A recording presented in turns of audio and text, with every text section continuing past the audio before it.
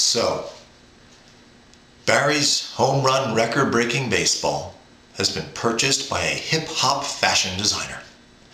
Now that's an oxymoron if ever there was one. Mr. Marc Ecko will apparently take it upon himself to brand Barry's ball with an asterisk. Actually, he pronounces it asterisk.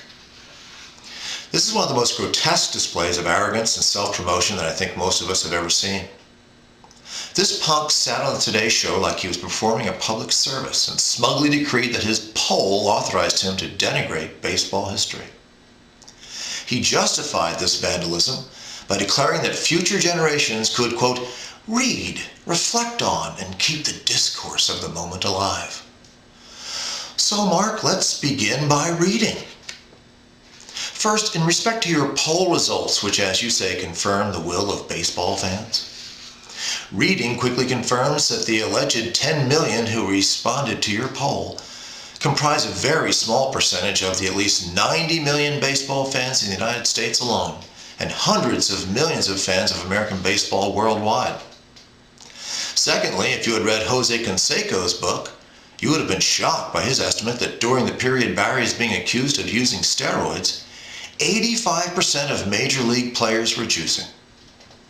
Had you read a little further, you may have realized that during that time of excessive steroid use in baseball, the major leagues had not yet banned the substances. That didn't happen until 2002.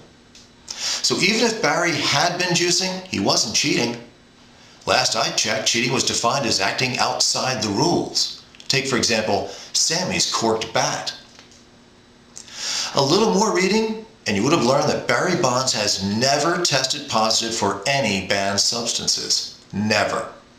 And no one has ever seen him taking steroids. There's no evidence whatsoever.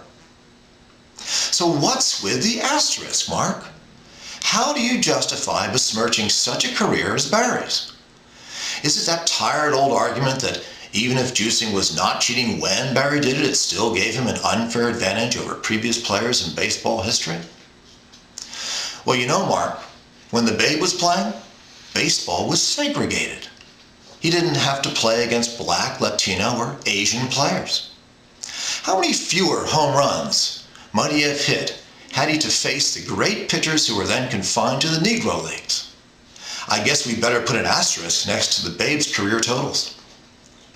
And you know, Hank Aaron ended his career as a designated hitter in the American League. As real baseball fans know, Mark, there was no designated hitter when the Babe and many other baseball legends played the game. So we better put an asterisk next to Hank's career totals too. Hey, remember in 1970 when Pete Rose got a hit in 44 consecutive games?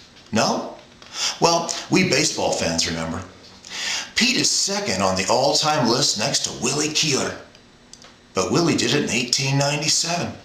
There wasn't any AstroTurf in 1897.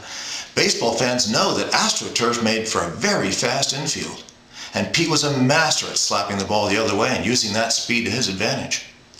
Better put an asterisk next to that record, too. You see how silly it gets, Mark?